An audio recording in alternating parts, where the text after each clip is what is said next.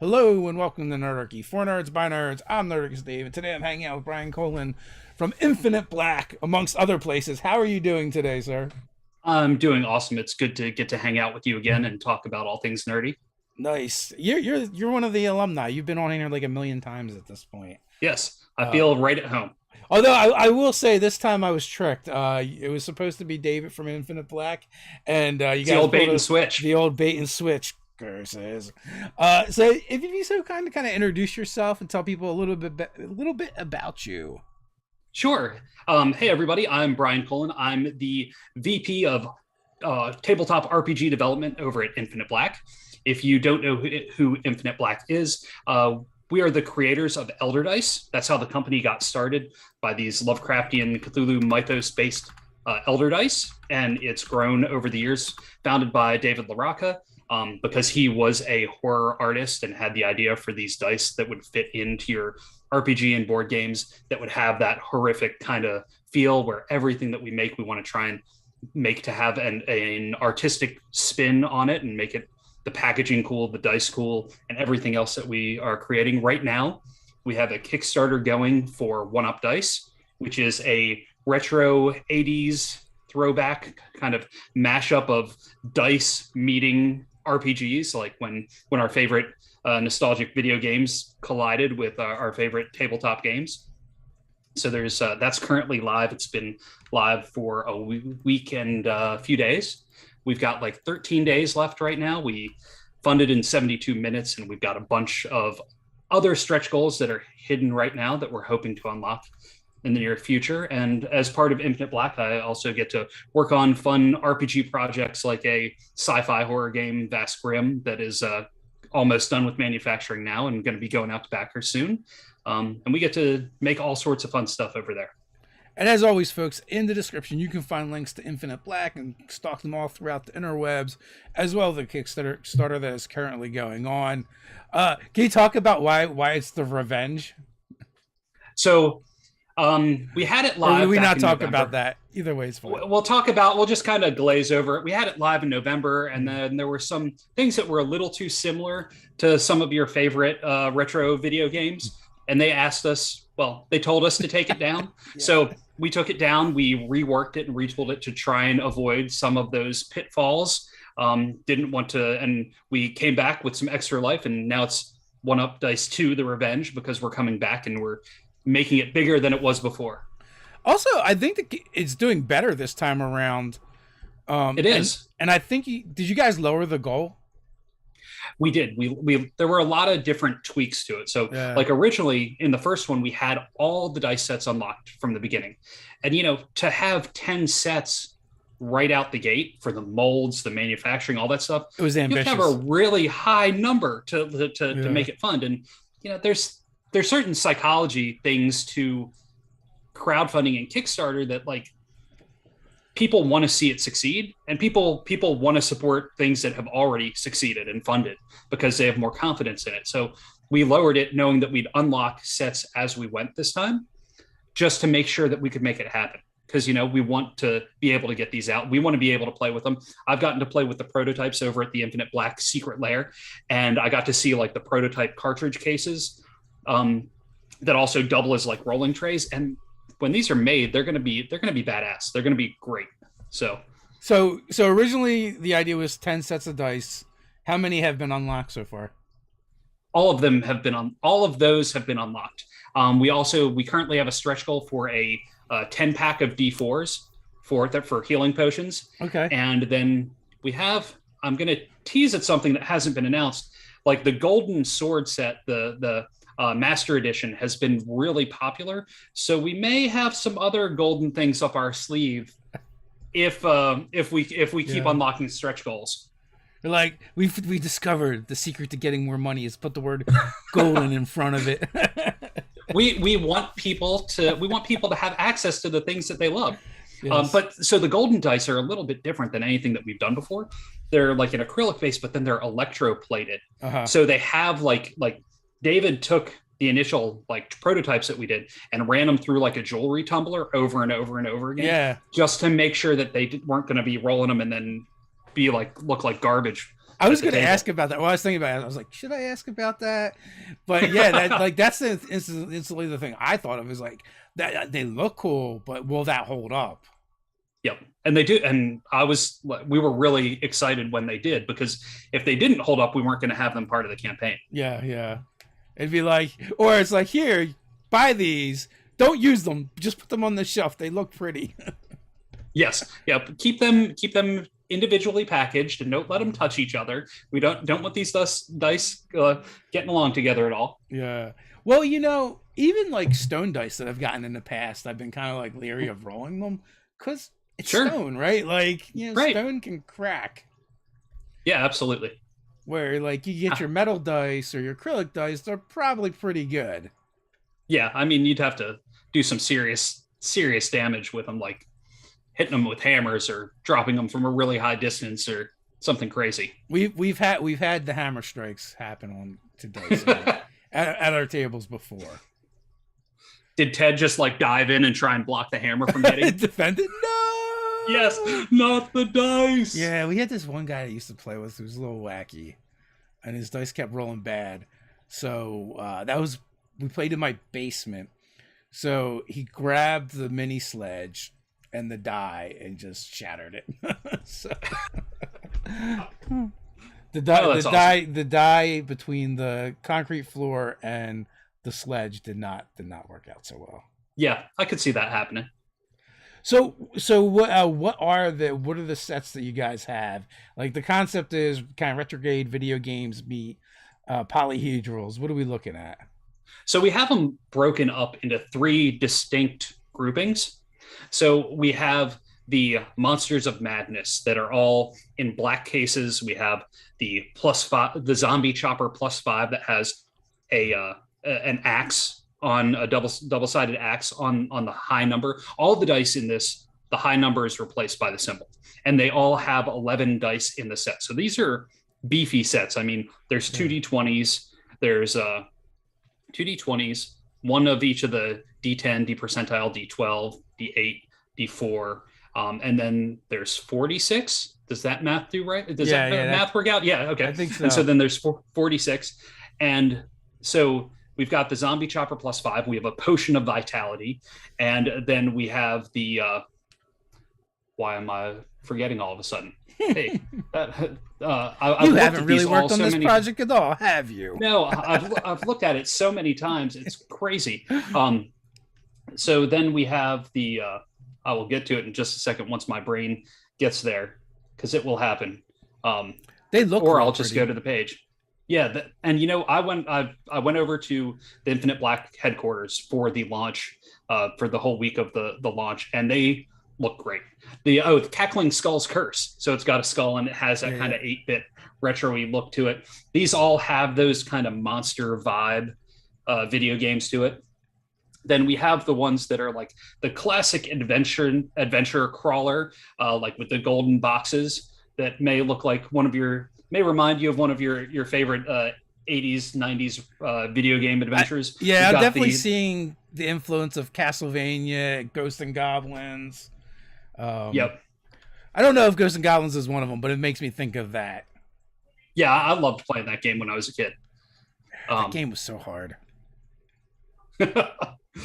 The legendary hero stuff, we have we have the sword, we have the healing heart, we have the radiant shield.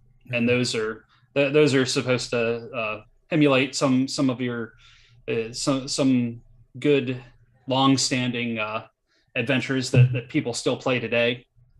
And then when we replaced the other sets, we wanted to tie it in a little bit more with the RPG side for the gray boxes. So we have the arcane candle, we have the poison dagger, and then we also have the fireball. And I think these new sets have the fireball has been really popular when we did a poll to try and figure out which sets people were really digging. Okay. And we even made a 41 millimeter golden chunk of the golden D20 that has the sword on it. I must say the most popular one is my least favorite. So I like all the bright colors. Yeah. And My favorite after seeing them in person is the arcane candle. yeah, that is definitely one of the ones that's catching my eye. I also like the skulls. Yep. The arcane candle, the skulls, and the axes are my top three, I would say. Yeah. So they all look fantastic. But I also always like that like gradient colors anyway. Yep. Mm-hmm. More so than like a solid color. Yeah. That's awesome. As do I. So since David can't be here, what's his favorite? Oh, I didn't even ask him what his favorite was. And we've been working on this for so long. I mean, Yeah. Between the first launch and then redoing it and reworking almost all the art, like when David set up the photography of like, especially in the sets where you've got the dice kind of in perspective floating towards you, he set up all that photography, and seeing the raw files of how it was done, it's just amazing how much detail and how much time he puts into the setup to just make the photos really, really look great. I'm not gonna lie, this is one of the prettiest Kickstarter pages I've seen. Thank you. I know. So go ahead. I was just gonna say there's so much cool stuff going on. Thank you. So David, when I was there at the Infinite Black headquarters, we were playtesting a secret unannounced RPG that we're working on, and he was rolling the golden set the entire time. Nice. Those were his go-to dice for the game. Cool. A secret RPG game. Yes. Secrets. Now I'm intrigued. I'll have to come back and talk about it. What genre? Can you tell us what genre? No, I can't yet. I can't. Those are things I can't leak out yet. Nice. But I'm excited to see. It wasn't others. Who's the lead on that project? So it's really between David and Ken, who's Ken's been working with us on doing a lot of the writing with it, and was the one running the playtesting. Ken Oswald. He's not officially on the team, but he's been friends with David for years. He used to own a gaming shop in Alabama, and I ran into him at GaryCon because he was just there to play and have fun. So he's been in playing games for a long, long time, and the themes and the writing style and all that really gelled with what David already had, his overall concept. And because I'm so busy with working on Vast Grimm stuff and other future Vast Grimm projects that we're working on, that it made sense to have somebody else working on it. And he really knows this stuff a little bit, that side of things more. It's not the style or way that I write things. So it's a really good fit. Are you guys creating a new system or are you using an existing one? New system. Picking around the edges. Yeah, a new system. But it's going to be really easy for anybody to pick up. Anybody that's familiar with any sort of D20 system is going to be able to pick it up. So Dracone has a question. What are some character and or campaign concepts these sets have given you ideas for or think about from past experiences at the table? So has the nostalgia of the dice awakened anything from the past? I mean, sure. Who hasn't been stabbed with a poison dagger before, or who hasn't stabbed with a poison dagger before? I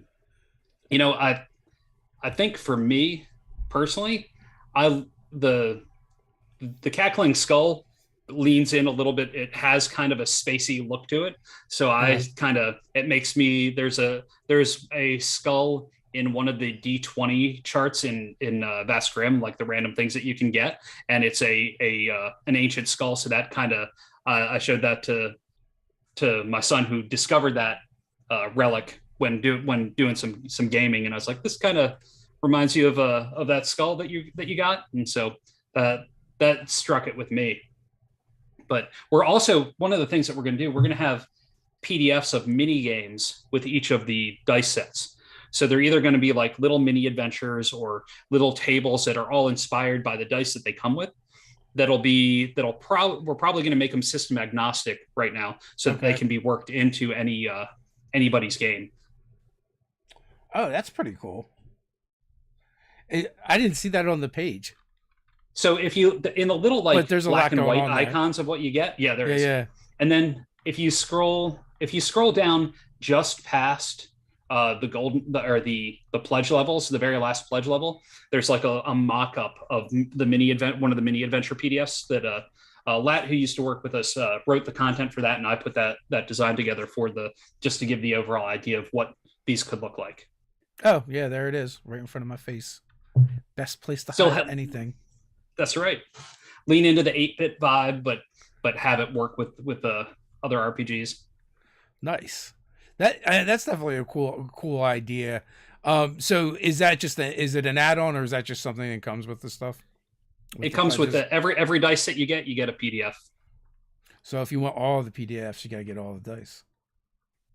Yeah, we haven't made that as a separate add-on at this point. If there was enough call for it, or if once we move into the pledge management phase and we've actually designed a lot of these and start working it together, maybe there'll be an add-on for a physical product if there's enough call for a little like collected book. Are you going to be doing any of the writing on those? Probably. My guess would be yes. It kind of depends on what the workload is once we get to that point. I'd like to, because it should be fun little mini adventures. And one of the things Ken and I talked about was possibly having it where all 9 of the adventures somehow can connect together, kind of like when you'd buy like Garbage Pail Kids as a kid, and you'd open up the pack, and the cards, some of the cards on the back would have part of a bigger picture. Yeah. So you were making like a poster version. Yeah. So thinking about the adventures kind of like that, how they could all possibly fit together. Garbage Pail Kids, that's a blast from the past. Man, I used to like dig in my couch to try and find change, and then I'd organize the other kids around my neighborhood to try and be like, okay, let's go to the local. It was called Highs, which was like a 7-Eleven or whatever, and we'd go and buy like packs of Chips Ahoy and some lemonade things, and then we'd have a lemonade stand and sell cookies to make more money, so that then we could all put the money together and go buy packs of Garbage Pail Kids. And then we'd take the Garbage Pail Kids and put them in like a plastic bucket, like an old big like mayonnaise bucket or whatever. And everybody would take turns picking out like one card at a time, like they couldn't see what they were. Oh, nice. I was going to say that might be a cool RPG based off of that, but then I'm also thinking, I don't think they would go over so well nowadays. Well, some of the cards might need some revision. Yeah, probably so. I saw that there's about to be a mashup of Mad Balls and Garbage Pail Kids, I think in a comic book form. Oh, that's like weird. When those worlds collide. Yeah. So the Mad Balls, they were the balls that had weird faces and they were like foam. Did some of them have balls that went inside the mouth of the ball, and you like squeeze it and shoot it, or out of the eye socket? Yes, I think that was like one of the later series of it, if I'm remembering correctly. Yeah. I like the one that looked like an ogre. Brian Smith says Garbage Pail Pyramid Scheme. Yes. It's all fun and games until the Garbage Pail market crashes, and then the whole house of Garbage Pail card comes tumbling down.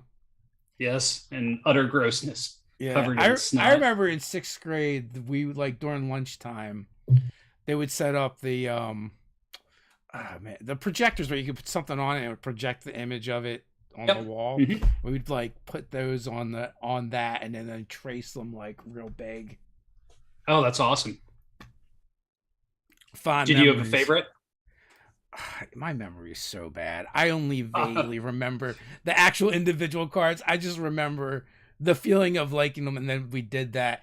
I know there was a couple of ones that were like mechanized versions of something that were really cool, and also like the Godzilla versions.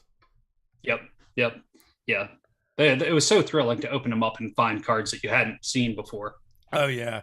It's funny, like my wife could like spew off all that stuff from that era, like that she was into, where I can barely remember what happened yesterday. So yep, I think you and I have similar memory. I live in the moment because I can't remember the past. That's a good way to describe it. Yeah. So, of the PDFs, if you had your choice of which one to write, what would you which one would you pick? Oh, the Monsters of Madness for sure. Yeah. All that whole series. Those three, I think, would be it, because you know the games that's influenced by, I think, are the ones that I really got into the most. Uh-huh. I mean, really, I loved all the Nintendo, or all the 80s and early 90s video games. I Definitely think not up Nintendo. until no, definitely not. Yeah. Right up until I think until I was in high school, somewhere around I don't know, maybe 92 or 93, and we had Yeah. Street Fighter 2, and then I couldn't stop playing M Bison, and one of my friends said something about the character, and I'm sitting there in my basement. All my friends hung out in my basement, and all of a sudden I just kick him from sitting in the chair while because he talked trash on a character, and I was like, okay, this needs to leave my house. This game is It's done. I'm too vested. yeah, because I can't be doing it. That's just ridiculous. That's a very important question, Brian. Do you have to blow on the dice to get them to work? It's probably not a bad idea. And the box and the lids, the cartridges boxes should clearly say not to blow in them. They should. You got to add that cautionary warning, so that everyone can disregard it. Which did you have input on which dice choices there were? So David really goes through and picks out most of the final dice. Yeah. We did a lot of different color variations to try and for the sampling process well ahead of time, just because we wanted to make sure we picked ones that we felt worked well. But some of the, when redoing the three newest symbols, part of that influenced what the symbols became because of the dice colors that we chose. That was definitely influenced. I helped with a lot of the design elements along the way, and David and I worked back and forth, working out different graphic pieces, working on pieces of the imagery for the Kickstarter itself together. But David's the creative lead overall on the project. Now, did you guys have an artist that did the actual graphic design, or did one of you guys do it? It was the two of us doing it. Nice. Yeah. So David's a super talented artist, and he does things a lot different. He approaches things a lot differently than I do. So it's a really good way for us to play off of each other, because I'll do something, he'll be like, why don't you do this, this, and this? And then it's like, okay, yeah, it's that much better. And I'll think of things in a different way than he thinks of it. So for those that don't know, Brian is a sculptor. Will this inspire any sculptures? Well, probably not, only because I am too organic in my sculpting. I don't like clean straight lines because it's too hard. It's too difficult. And this is so 8-bit. You need those 90-degree angles. Because it's nothing but 90-degree angles. Right. And I'd just be like, oh, nope, okay, that's wonky. Oh, nope, that's wonky. And I just spend too much time doing it. I see. An exercise of futility. Yep, absolutely. Who knows what other, I could see it influencing other things. I don't know, I could see possibly doing some weird Vast Grimm 8-bit stuff being influenced by the Up Dice campaign. Oh, that'd be cool. Even if it's a weird segue, strange cracking into the network or something, and then all of a sudden it's this weird retro 8-bit vibe. That's what I was thinking, some kind of virtual space, but it's all 8-bit for whatever reason. That's what happened. That's what happens when the worms get digitized and start infecting the network. I like that. Who knew? So, what do we got in the pipeline for Vast Grimm? Is there anything you can talk about there? Sure, absolutely. So we manufacturing is almost completely wrapped up, so we should be getting those on boats and on planes and things to fulfillment hubs very soon. Once that is out into the world, we have Volatileverse, which is the anthology book. We had some stretch goals, as you worked on one of the adventures in Volatileverse #1, which is 3 adventures for the setting. We'll have issue #2 is pretty much done. I'm going to be sending out PDFs to backers next week sometime. And then we have Vaultiverse number 3. So we've got those that are like 48-page zines that'll be coming out, trickling out as between that and our next Vast Grimm crowdfunding campaign. Which maybe we should back up a little bit for people that aren't familiar with Vast Grimm. Vast Grimm is a sci-fi horror RPG that's a hack of Morkborg. So it's a very rules light, the art is very punk influenced, lots of bright pinks, bright cyans. It's a mashup of my sculptures, David LaRocca's illustrations, and Alan Panical's fractured realism in his illustrations, and some additional art by Ross Brandt, who also co-wrote it. And it's just the universe is coming to an end, and you're trying to survive or try and figure out a way out of this universe into another one. So it was the first RPG to crowdfund on GameFound. It's Infinite Black's publishing it, and we're putting it all out through Infinite Black. It's the first RPG that we've done. And so we're almost in fulfillment, and then we're going to do another crowdfunding campaign with probably 3 more smaller books.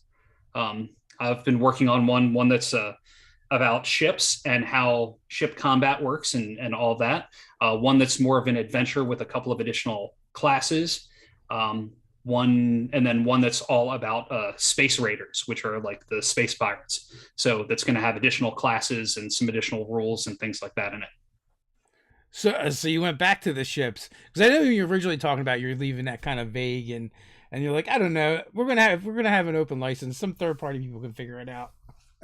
Yeah, I did that, and then I started like my ideas started going after that. Yeah, and so after I was ready to tackle it. So I have a lot of good ideas with how it's going to work and how mechanically it will work, and how it can, one, if you have a ship, how you can upgrade or downgrade or make it like weird, crazy, like Car Wars-ish, like, okay, I've got this little ship, I'm going to add this and this and this and this.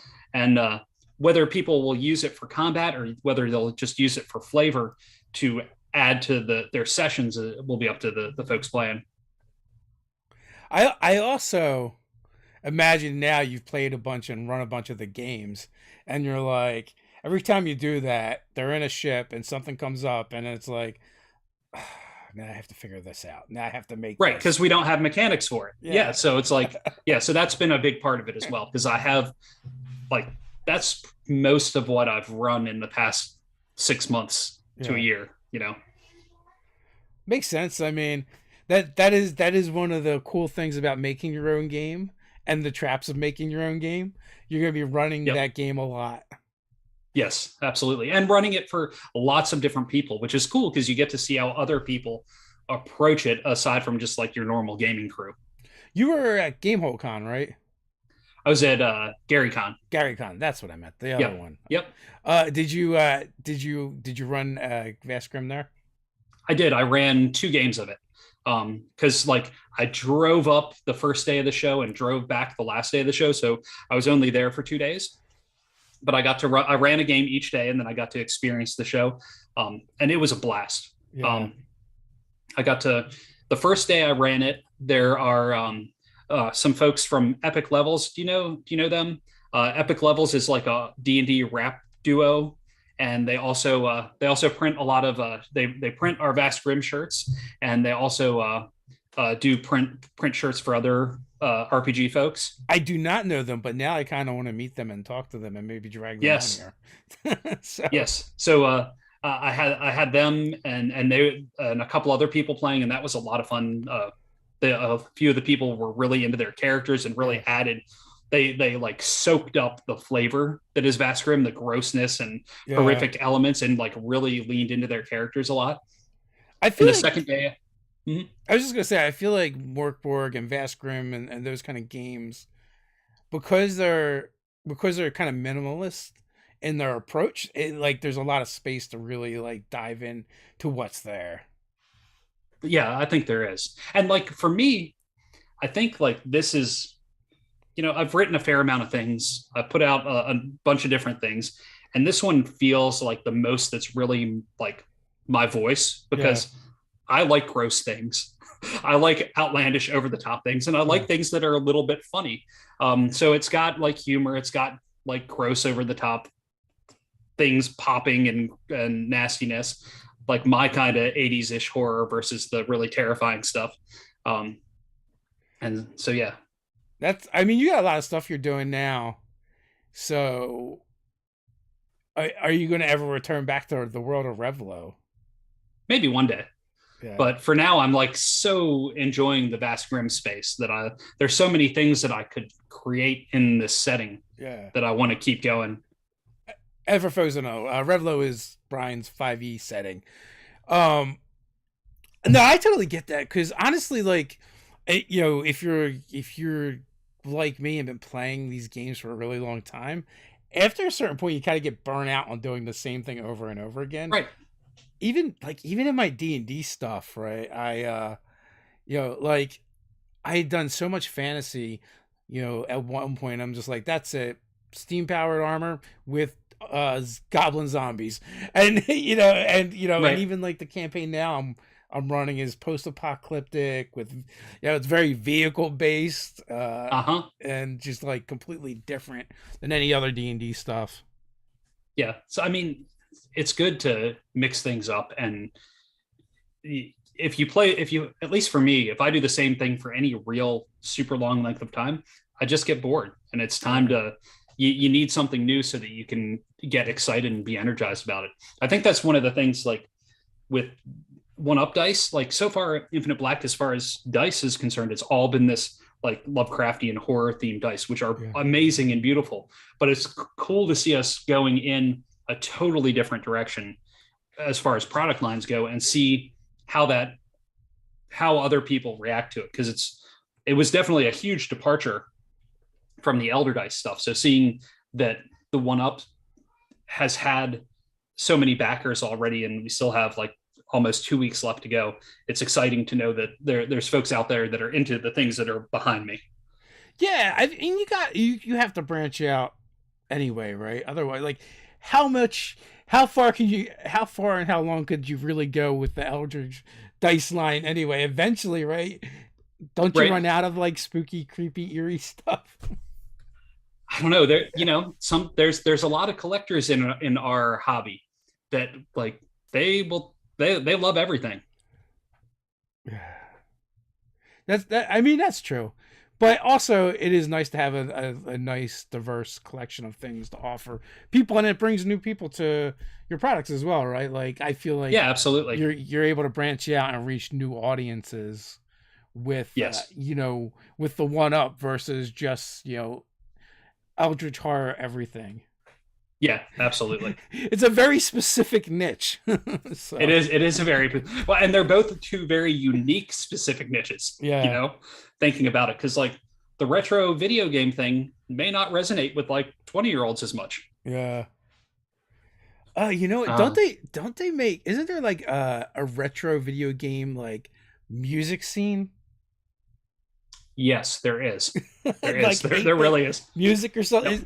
I remember seeing it. Like they have this like small local con they have here called Geek Fest, and I remember seeing that a few years back. Nice. And I'm like, that's Uh, crazy. That's what you guys. There you go. You need to team up with those guys. Stretch goal soundtrack unlocked. Yeah. Yeah. For $2 million, you get a soundtrack. Yes, that's all we need.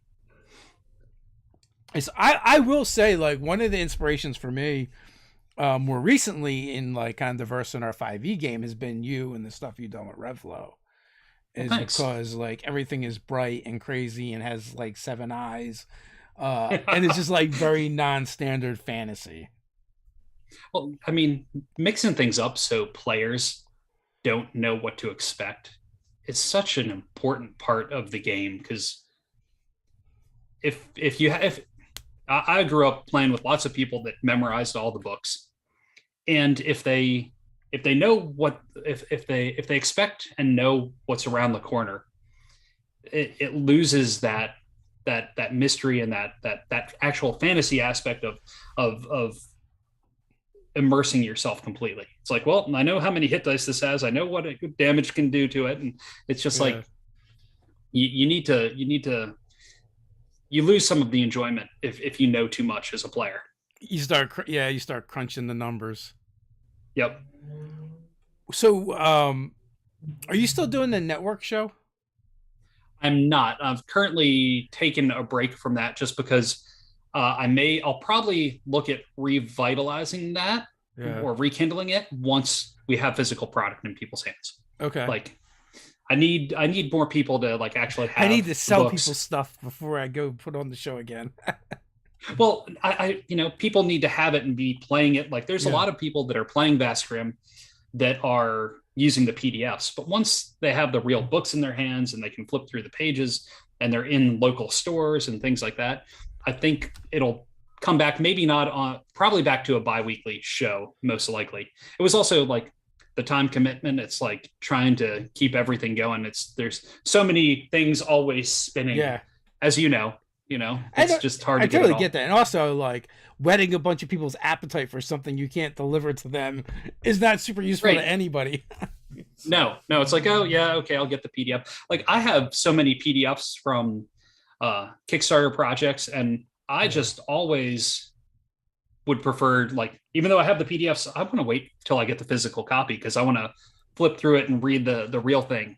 So that makes sense. I know not sense. everybody's like that, but I'm sure there's a large chunk of our audience that is just waiting for the physical copy. I imagine as a sculptor, you tend to be more tactile anyway. That and just being old. Yeah, I can do it too. Reading things from a screen is not nearly as enjoyable. Yep. As holding the book, and you need that new book smell. So, what regular games are you playing in nowadays, or do you have time for a regular game? So we have a Wednesday night playtesting game that's rotating between our unannounced project and Vast Grimm. So I'm playing in one, running that one. One of my other friends just invited me to a One Ring game that I'm going to be playing at least a one shot of in May, though I don't know if I'll be able to commit to like long term because I just can't seem to do that. And then I have a very sporadic kids game that I run. Last time we left off, we were running Vast Grimm for them. So we'll see. I just gave my 12-year-old son, my 12-year-old nephew, we just gave him a copy of Merkborg for his birthday last weekend. So cool. We'll see if he gets into that. Either that or worshiping the devil, one or the other. Something will come up. Yep. So Ted is a kindred spirit to you. Then he also has a kids game that he runs whenever. It seems like he runs it when like the kids don't have school or something.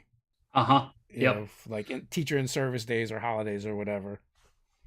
Trying to coordinate the kids, like the kids that are not in my house that have more extracurricular activities going on. That's the challenging part. That does definitely make it more difficult. Do you prefer running for adults or kids? I think adults tend to be more focused and on track with the games. I think we make a lot more progress that way. I think we get derailed a lot on tangents more with kids, but like my 8-year-old plays with it in the game. And so she's super into it. So it's good getting them to get to have that creative outlet.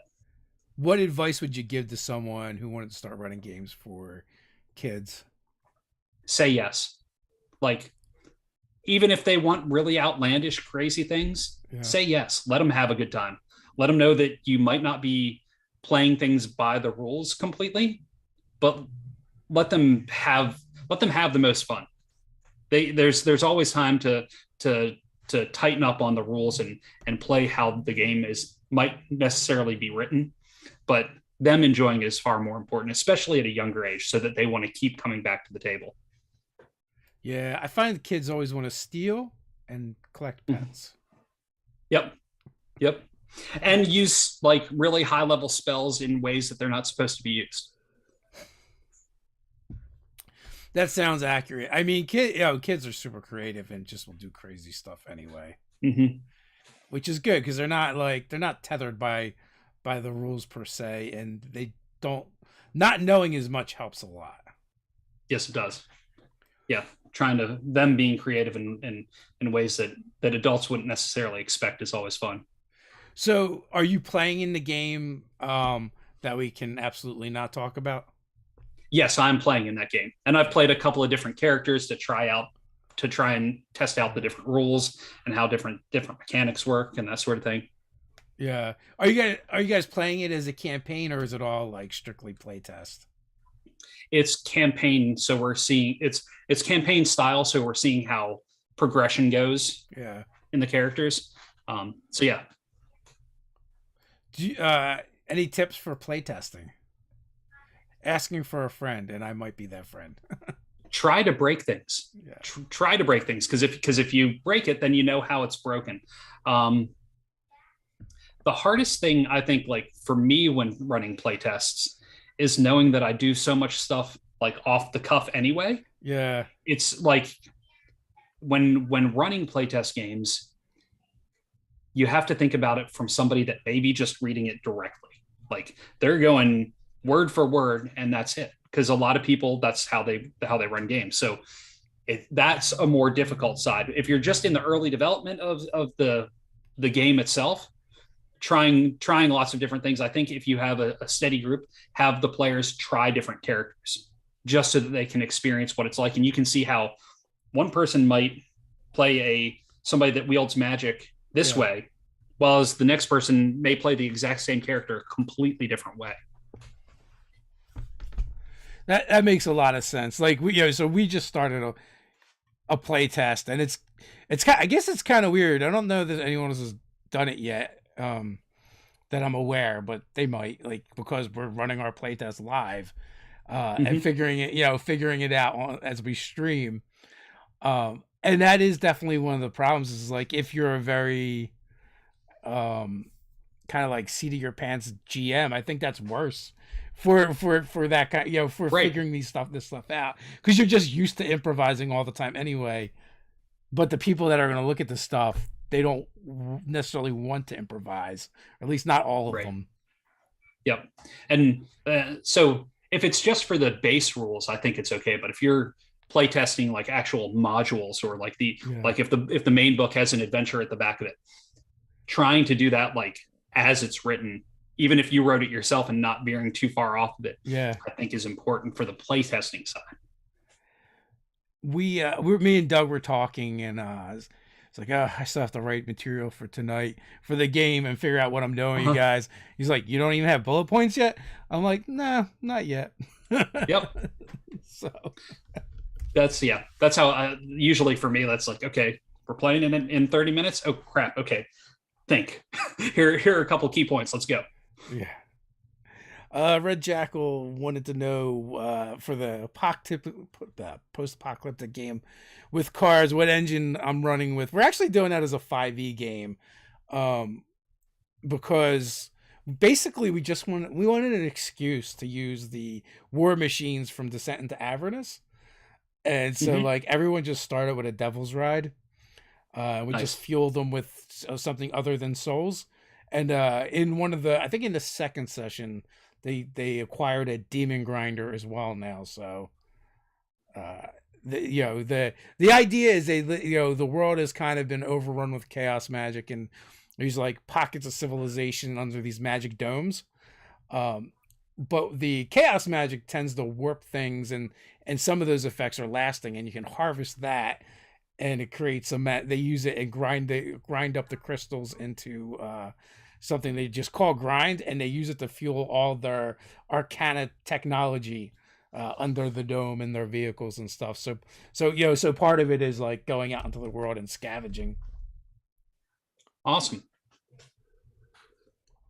But yeah, So just when needed something different. I always try and, like, when we switch up games, I usually try and come up with like three or four like really different ideas from each other, and Mhm. see what the players want to play. Nice. So With the is your Zoo Mafia game tonight? No, that we did that. The first one was Tuesday night, and Okay. we also launched the first design diary as well, which I felt it went pretty well. I think everyone had fun, so the people seem to enjoy watching it as well. Uh, Awesome. I need to catch back up on that because yeah, I do like design diaries. I like seeing how the sausage is made because it's always a fun aspect of our industry. yeah, we shot like 5 of them so far, I think, and like 3 of them are like, well, how would we do this game with this system, right? And we look at Uh a huh. couple different systems. Like we looked at Morkborg, and Vast Grimm kind of like inspired me to take a look at that. Um, Awesome. we looked at Quest, and then also Powered by Apocalypse. So Hmm. three like they're 3 very like kind of rules like games that are like vastly different from each other. Awesome.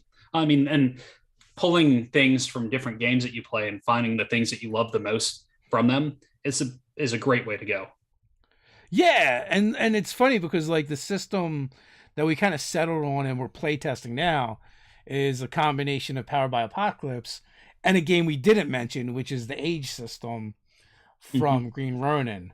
I don't actually know if they have an OGL or any kind of open gaming license with that system or not, but you can't copyright mechanics, so ha. And also, it's not a direct lift anyway. It was more of an Right. inspiration Sure. than we're like we're just gonna steal these mechanics. Um, because I don't know if you've played the Age system. No, and I haven't read any of it either, so I'm completely in the dark about the Yeah, gameplay. it's interesting, right? It's a 3 dice 6 system, and you only use 2 of the dice to like figure out your rolls, and the third die is a stunt die. And then if you get any doubles, you then look at the stunt die to see how many points it generated. Okay. And 1 through 6. Sure. And there are some other things that can give you some more points too, I think. But then you have like stunt tables, and it's the thing that I really like about the system and dislike Uh about huh. the system at the same time is because like you might have a general stunt table, you might have a social exploration, combat, but it also might be melee weapons, ranged weapons. So you end up with so many different charts, and it's Uh like huh. trying to figure out what is the perfect, coolest stunt I could possibly perform with my stunt points. And also you can do Hmm. multiple stunts if you have enough points to do them. So it's a Okay. cool concept, but I felt like it could be overwhelming. And we played the Expanse, which uses that system.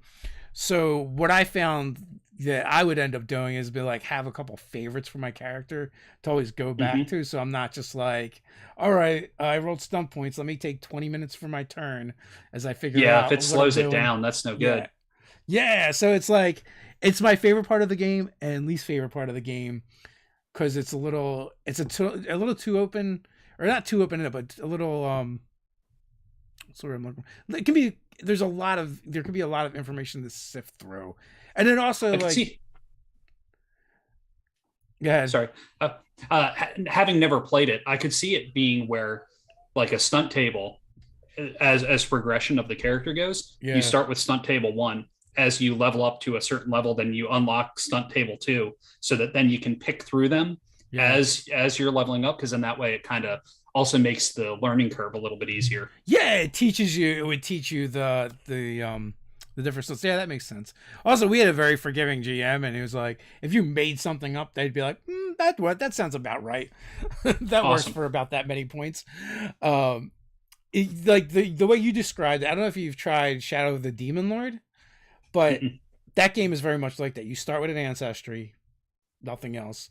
You gain a level, and it's designed that you only play 11 sessions. Okay. And essentially, like you start at level 0 and just work your way through. You basically gain a level after every session. Hmm. So you start with an ancestry, then you choose. I think in second level you choose your class, um, and there's only 4 choices from like the initial book, and it's basically priest, rogue, warrior, or magician. And then like you gain something again from your ancestry, and then you choose it's either like I think it's like a mastery or specialization. So it's like a kind of like a divergence from your class. Mhm. But it's like so it's like really easy. Like you're only making choices like every other level, and Okay. and you know and it brings you along slowly. Like and Mhm. the choices kind of expand as you gain more levels and experience, which is a Uh-huh. really cool way to like introduce a player to the game. Oh, that's great. Yeah. If you can introduce players into a game really easily, um, and have them learn as they go, that's a great way to go. I mean, that's one of the things I loved about Merkborg. I mean, sure, it's like D20 based, so it's playing D&D. You should know have a pretty good idea of how to play early on, but just having random characters easily generated and Yeah. like you're ready to go in like 2 minutes, you're ready to play and you don't know anything about the game. For Vast Grimm and for Morkborg, I love the random generators. And also like you had ran the dungeon crawl from us that you had funded on Game Found, and a couple of players had never played Morkborg before, and I was like, don't worry about it. It's if you played any D20 system ever, you Yeah, can just jump you'll in know and it. basically start playing. Yeah. Yeah. And most D20 based systems are like that, or they should be like that if you played before. Yeah. I wouldn't say most of like, jumping into a D&D game is probably jumping into the deep end, Yeah, I like guess so. or Pathfinder, right?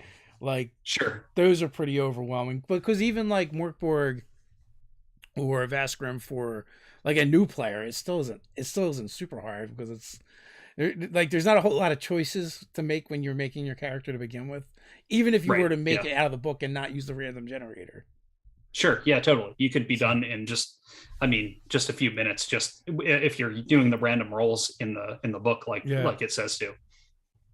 And and it's just definitely one of those things where it's like I also like one of the things we liked about Morkborg, Vast Grimm, and a lot of the games that we looked at is the fact that like the GM doesn't roll dice, the player just rolls dice. Yes.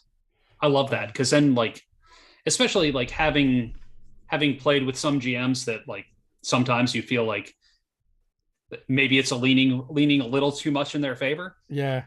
If you roll bad, it's on you. And I love that for the player side. Powered by Apocalypse when it comes to like combats, it's so streamlined because literally Mm-hmm. only the players roll, right? And it's Mm-hmm. like I've chosen to fight. Now people may not like it because they like more crunchier, more nuanced type stuff. But it's like Sure. once you decided to fight, and whatever that looks like, you kind of tell them what your character's doing. Depending on Mm-hmm. what they roll, it just determines what happens. It's like, did you roll really bad? Well, you didn't accomplish anything, but the enemies have. Did you roll in the middle? You and the enemy both accomplished something. Did you roll really Uh-huh. good? You accomplished something. So it's like there's not even really a back and forth. It all just kind of happens at once. That's nice. I mean, that also allows for the story flow and the storytelling to progress at a much faster pace than, hey, we're in an encounter. It's now going to be, oh gosh, should we order pizza? Yeah. Well, it can be. There are definitely like some places where the structure can be missed, where it's like there's no initiative in that style of games. So you're Mm-hmm. kind of like it's like if you have something interesting to do, you just do it, right? And the players can Mm-hmm. just kind of decide what kind of order they want to go in or what they want to do. Um, Gotcha. and for generally for like the keeper or the GM in those games is you just decide that you're going to do what's called moves, and Mm-hmm. there's like no just you don't roll, you just do it. Yep. And you know there's moves, and then there's like what's considered hard moves, and like the hard moves are like you kind of being a dick. And certain games like Monster of the Week have a concept called luck, and it's basically like a penny you get to spend, Yep. but once you Mm-hmm. run out of it, it also is like saying, well, you're kind of screwed and you're just going to die at some point now. So you have to be Yep. very careful with it, because at that Uh-huh. point, by spending all of your luck, you've given the GM to basically use all hard moves against you, Gotcha. Because your which luck's is, run out. That makes sense, yeah, right? yeah, which is things like, oh, you're in a fight, you're just going to take damage because you're in a fight and you have no luck anymore. What you roll doesn't nearly matter as much as it used to. Yep. So it's fun, especially if you want to lean more into narrative stuff. Now, if you want to play a more Yep. tactical game and You care about positioning, and you know, it's like you treat it like a strategic game, then you're not going to enjoy those games. No, yeah, that doesn't sound like you would. Yeah, So. that's the strategic games are not usually my thing. So I'm good with the. I personally am good with the narrative side. Well, yeah, I mean, I feel like if you've been playing, if you've been playing RPGs, especially like D&D games for a long time, you've probably had your fill of hour and 2 hour combats after a while. Yep. So, absolutely. I I guess like with you doing everything, probably doesn't give you much time to explore other games now. It doesn't, but I've been buying RPGs like crazy. Like I keep backing them on Kickstarter because like I want to support other folks in the industry. Yeah. And like so like a bunch of stuff has come in and I just haven't had the chance to sit down and read stuff yet. I think just the other day Death in Space came in.